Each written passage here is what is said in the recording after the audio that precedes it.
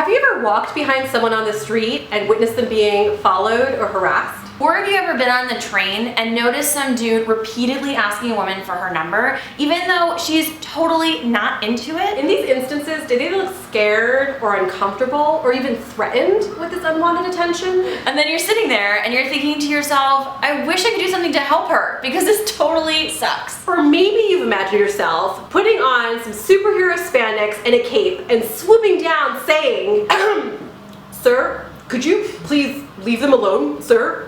Please?" It would be like saving the day. Okay, maybe not.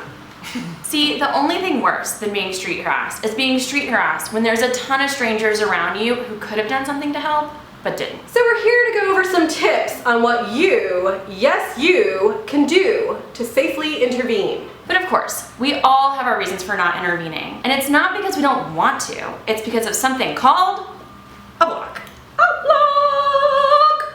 For example, you might be reading a book on a crowded subway, minding your own business, when you notice this guy badgering a woman. And then you're like, oh snap, what do I do? Wait, why is nobody else doing anything? Maybe I should just keep reading my book. Or you might think, oh my god, that is so gross, but I can't do anything about it. I'll look stupid. Or you might be afraid that you're overreacting. Or you might be really worried that you're just reading the situation wrong. Or you might think it's harmless, right? Right? Or you might think to yourself, I don't think this is my problem. Or you're afraid for your safety, which is fair and real. There's a whole list of reasons why you might not intervene, and that's why we have options. We call them, drumroll please, the 40s. Or the badass bystander moves! Whoop whoop!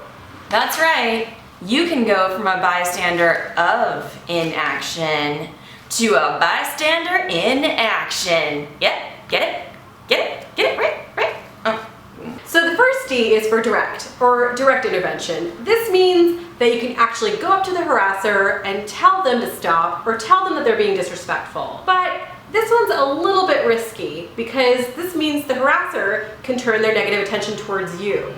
So use this one with caution. So the second D, number 2, is for distract. And this one's really cool because you get to be creative.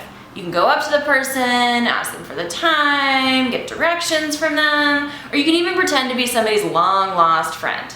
Like this. Hey, don't I remember you from Camp Anawana back in 1995? How are you?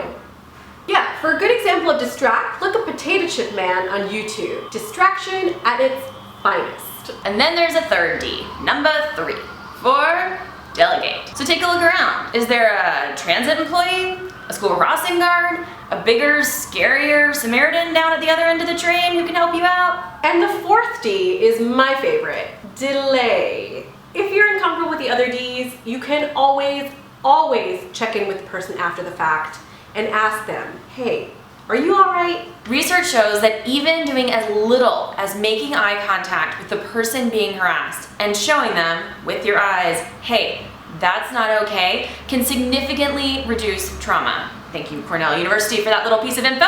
So there you have it. Everyone can do something to be a badass bystander. Ending street harassment is about community accountability. And it's important to let everyone know you've got their back. Got more questions for us? Put them in the comments below and we'll keep on answering them. Over and out. With love and revolution. Woman up! Exclamation point, and quit complaining. You can easily make yourself less likely to receive such comments if you really wanted to avoid them. Yeah, that's kind of like, you know, women have a whole way of like shutting that shit down when they're raped, right? Exactly.